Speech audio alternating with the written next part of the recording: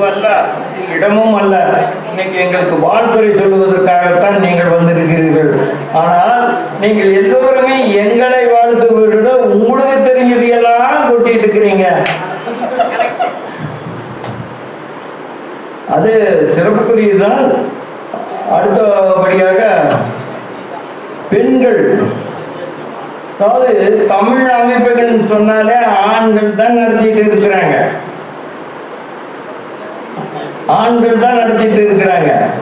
ஆனா பெண்கள் யாருமே முன் வர்றதில்லை. அதுல முதலாக வந்து பெண்ணே பெண். அம்மா உங்களை பத்தி சொல்லிட்டு இருக்கேன். இந்த கீதா டையாளன் அம்மா அவர்கள் என்னை போட்டோ விடுன்னு சொன்னாங்க. போட்டோ விடுறது, போட்டோ பார்க்கணும். அவங்க கூட பேசிட்டு இருந்தா நமக்கு உழுது என்ன பண்றதுக்கு இருக்குது. அவர்கள் தான் முதலில் ஒரு தமிழ் சங்கத்தை நிறுவி பெண்களெல்லாம் சேர்த்து ஒரு நிகழ்ச்சி நடத்தினாங்க. அதற்கு அடுத்தபடியாக சென்ற 2 வாரங்களுக்கு முன்பு ஒரு பெரிய தமிழ் அமைப்பு, தமிழ்நாடு முழுவதும் இருக்கக்கூடிய கவிஞர்களை கூப்பிட்டு கிட்டத்தட்ட 300-400 பேருக்கு விருதுகள், சிறப்புகள் எல்லாம் சாலை ஓட்டி உணவு அங்கிருந்து சென்னையிலிருந்து வரவங்களுக்கு, எல்லா தமிழ்நாட்டில் இருக்கக்கூடிய அத்தனை மாவட்டங்களிலிருந்து வரவங்களை எல்லாம் ஒருங்கிணைச்சு அவங்களுக்கு தங்களுக்கு ஒரு ஏற்பாடு செஞ்சு அவங்களுக்கு மிகச்சிறந்த முறையிலே செஞ்சு எங்களையெல்லாம் மனம் கவர முடியும். யாருமே இந்த தமிழ்நாட்டில் ஆண்கள் செய்த ஒரு இதுலையும் கூட இவ்வளவு பேர் வந்து கூடியிருப்பாங்க சொல்ல முடியாது. பல்வேறு மாவட்டத்தில் அத்தனை கவிஞர்களுக்கும் தேன் தமிழ் இன்னிசை தமிழ் மன்றம் அவர்களுடைய கணவர் மருத்துவர். அவங்க வந்து எல்லாருமே சாப்பிட போயிட்டாங்க. அவங்க நீங்க போகாதீங்க முன்னாடி இருந்தேன்னு சொன்னேன். ஏன்னு கேட்டா அவங்க ஒரு அமைப்பு வச்சிருக்கிறாங்க. அந்த அமைப்பின் மூலமாக உங்களையெல்லாம் பழகணும் அல்லவா, அதற்காகத்தான் நான் வளர்த்திருக்கிறேன். அவர் வேலு நாச்சியார் என்று நீங்கள் கேள்விப்பட்டிருக்கிற உயரத்தில் இவங்க தேவி நாச்சியார் அவர்கள். வாங்கணும்.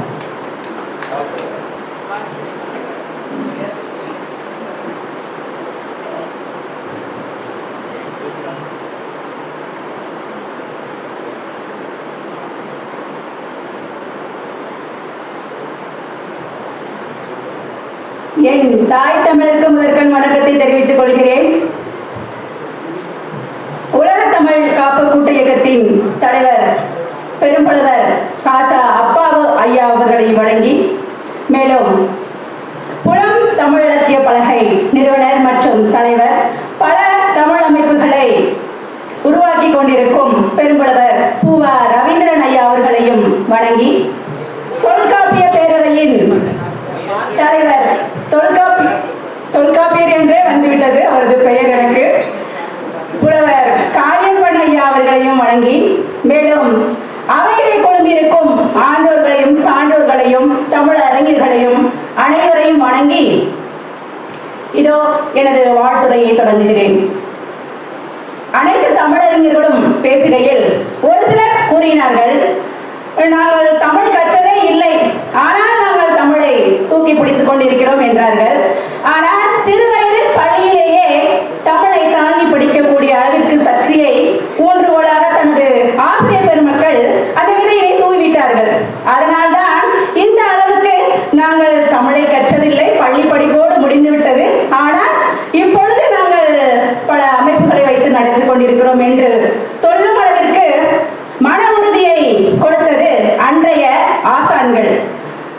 இதே நேரத்தில் நான் ஒன்றை முக்கியமாக அனைவரும் கருத்தில் கொள்ளும்படி கேட்டுக்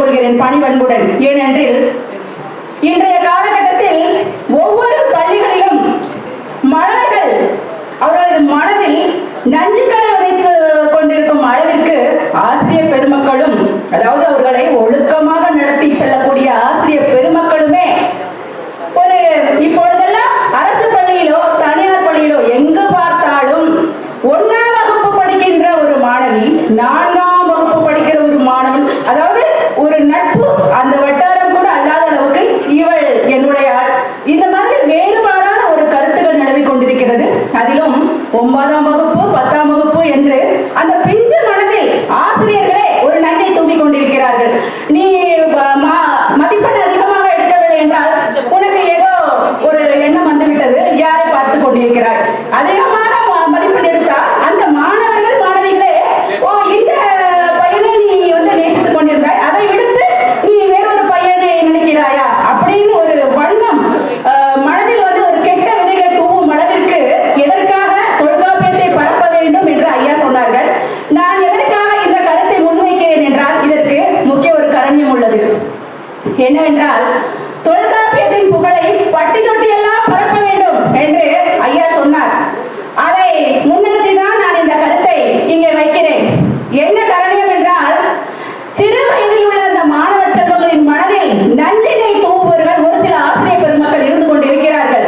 அரசு பள்ளியில் மாணவர்கள் எந்தவித வேறுபாடும் இல்லாது வாயிற்குள் பூலிப்பு என்ற ஒரு போதைப் பொருளையும் உள்ளே செலுத்திக் கொண்டு ஒரு இனம் புரியாது, அதாவது பெற்றோர்களின் ஒரு கண்காணிப்பிலும் இல்லாது, ஆசிரியர்களை கண்டால் பயம் கொள்ளாது, இந்த மாதிரி ஒரு காலகட்டத்தில் மாணவர்களும் வாழ்ந்து கொண்டிருக்கிறார்கள்.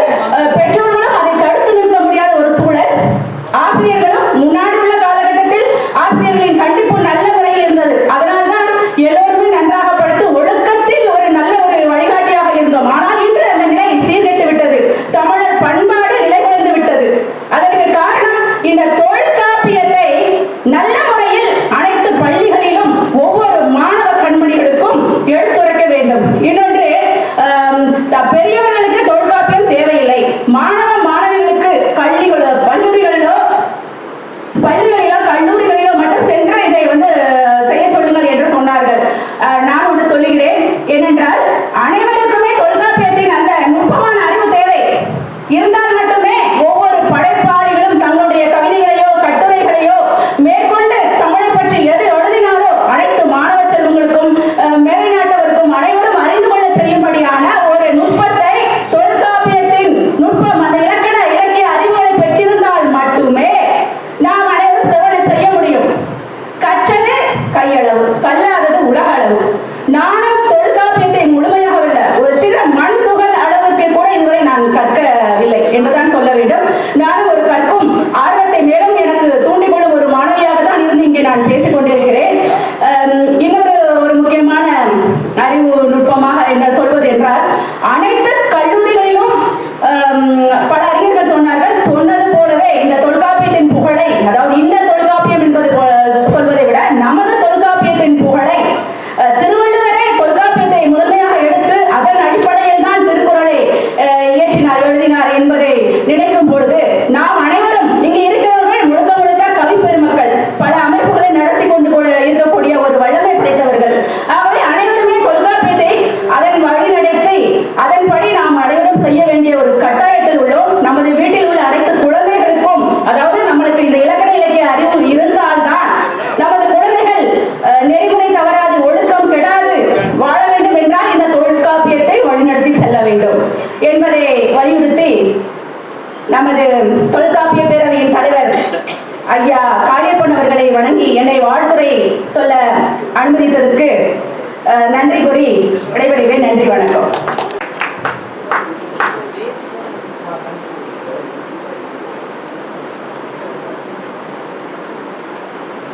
கிட்டத்தட்ட ஒரு 25 படங்களுக்கு, சினிமா படங்களுக்கு பின்னணி குரல் கொடுத்திருக்கிறார்கள். போன அமர்வு இந்த 2-3 வாரங்களுக்கு முன்னால் கிட்டத்தட்ட ஒரு 4 லட்சம் ரூபாய் செலவு செஞ்சிருக்கிறாங்க. தமிழ்நாட்டில் இருக்கக்கூடிய அத்தனை கவிஞர்களையும் கூப்பிட்டு பொன்னாடை போத்தி அவங்களுக்கு விருது கொடுத்து 2-3 நேரம் இரவுலயே வந்துட்டாங்க.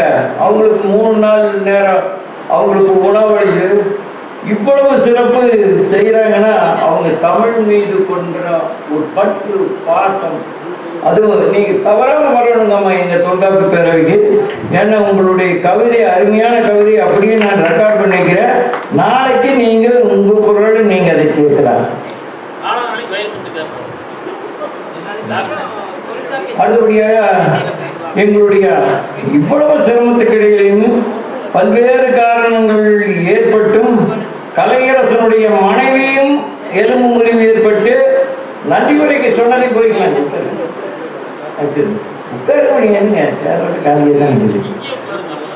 அதான் அவரு வந்திருக்கிறாரு. எவ்வளவு சிரமத்துக்கு பின்னால எத்தனை பேர் வந்திருக்காரு. உடுமலைப்பேட்டையிலிருந்து பஸ் பிடிச்சி வரக்க 11:30 ஆகி போச்சு. தொல்காப்பியத்து மேல இருக்கிற பற்றா இல்லை இந்த காளிப்பு மேல இருக்கக்கூடிய பாசமானு எனக்கு தெரியல. அடுத்தது என்னுடைய அதாவது எனக்கு துணையிலின்னு சொல்லக்கூடாது. நான் துணையாக எப்பவும் தூணாகவும் இருக்கக்கூடியவர் நல்லாசிரியர் நடராஜ ஐயா அவர்கள் தான். எல்லாம் எப்பொழுதும் நன்றி உரை சொல்லுவார். அவருடைய நன்றி உரை நன்றாக இருக்கும். நன்றி உரை அல்லாத ஒரு மிகச்சிறந்த பேச்சாக இருக்கும் என்று கூறிக்கொண்டு அண்ணா அவர்களை நன்றி உரை சொல்ல அழைக்கின்றேன்.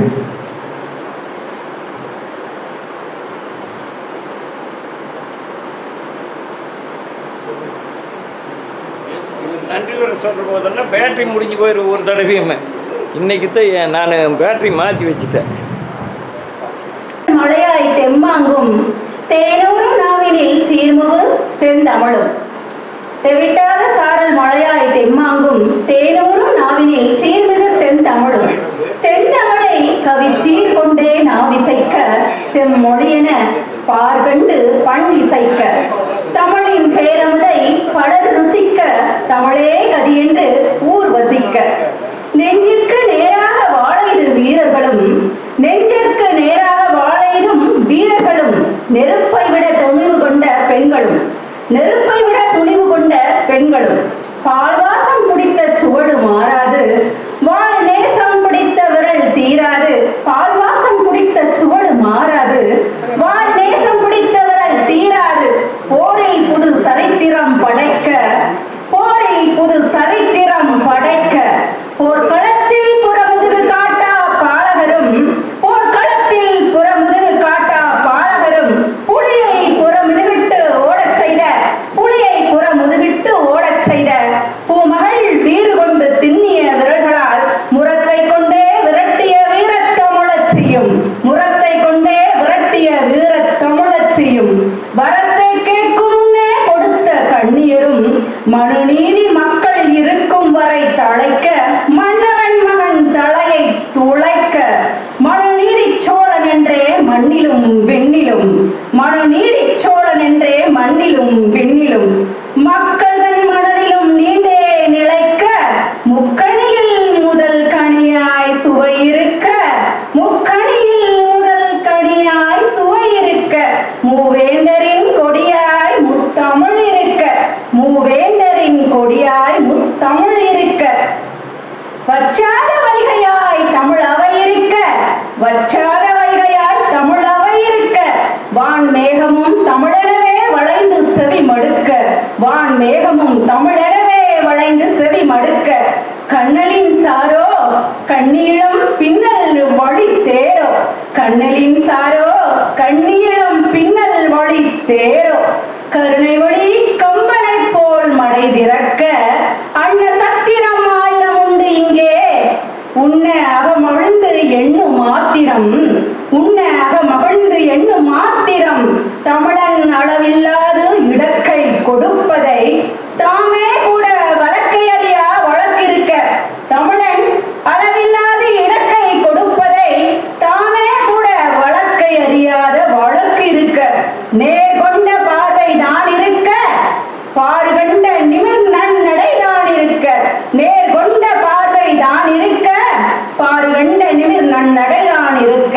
விண்ணை முட்டும் வீறு கொண்ட படைகளும் தன்னை பார்ப்போர் வணங்கிடும் பண்பான உடைகளும். விண்ணை முட்டும் வீறு கொண்ட படைகளும் தன்னை பார்ப்போர் வணங்கிடும் பண்பான உடைகளும்.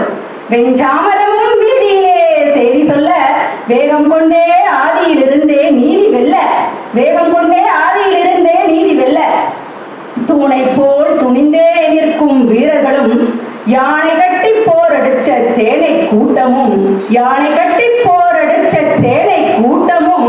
ஒருத்தனுக்கு ஒருத்தி என்றே பண்பாட்டை பகிர்ந்தளித்து ஒருத்தனுக்கு ஒருத்தி என்றே பண்பாட்டை பகிர்ந்தளித்து ஓதாமல் இருப்பது மரபன்று என்றெண்ணி அம்மா என்ற திருமந்திரத்தை எடுத்துரைத்த அம்மா என்ற திருமந்திரத்தை எடுத்துரைத்த அமுதமொழி, அமிழ்திலும் திகட்டாத புனித மொழி. வந்தாரை வரவேற்று உபசரிப்பிற்கு இனிய வந்தாரை வரவேற்று உபசரிப்பிற்கு இனிய விருந்தோம்பல் உவகையில் சிறப்புமிக்க செந்தமிழே, விருந்தோம்பல் உவகையில் சிறப்புமிக்க செந்தமிழே, செந்தமிழ் செறிந்த வளம் கொண்ட நாட்டினிலே, செந்தமிழ் செறிந்த வளம் கொண்ட நாட்டினிலே செங்குருதி சிந்தியவர் நிலம் கண்ட ஏட்டினிலே, செங்குருதி சிந்தியவர் நிலம் கண்ட ஏட்டினிலே திருவள்ளுவன் சொல் தட்டாத வாசுகியும் திருநீலகண்டனே திருவாய் மலர்ந்து அம்மையும் அப்பனுமாய் மானுடராய் வந்துதித்து அழகு தமிழில் அறநெறியை தந்து, அழகு தமிழில் அறநெறியை தந்து திருக்குறளை செந்தமிழில் தந்துதித்து, திருக்குறளை செந்தமிழில் தந்துதித்து தீராத பக்தியில் தமிழின் சக்தியில், தீராத பக்தியில் தமிழின் சக்தியில் தீர்ந்திடுமோ தாகம் தமிழின் மேல் கொண்ட அவில் பாகம், தீர்ந்திடுமோ தாகம் தமிழின் மேல் கொண்ட அவில் பாகம்.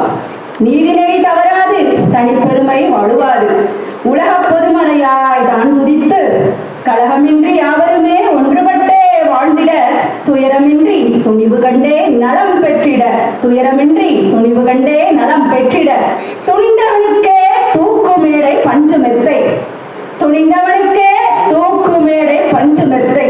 துணிவென்னும் தமிழை, துணிவென்னும் தமிழை அணிகலனாய் அணிந்தவருக்கே காக்கும் கொடை 5 தித்தை, காக்கும் கொடை 5 தித்தை. காலமும் தடையில்லை தமிழின் நுட்பத்தை அறிந்திட தமிழமுதே என் நாட்டிலும் யுகம் படைக்கும், காலமும் தடையில்லை தமிழின் நுட்பத்தை அறிந்திட தமிழமுதே என் நாட்டிலும் யுகம் படைக்கும். தாழாது தலை தூக்கி படி அழகு முகம் கிடைக்கும், தாழாது தலை தூக்கி படி அழகு முகம் கிடைக்கும். தமிழமுதே மேலும் நீ உனக்குள்ளே அழகாக்கும், தமிழமுதே மேலும் நீ உனக்குள்ளே அழகாக்கும். செந்தமிழே இனி எந்நாளும் உலகாக்கும், செந்தமிழே இனி எந்நாளும் உலகாக்கும். நன்றி, வணக்கம்.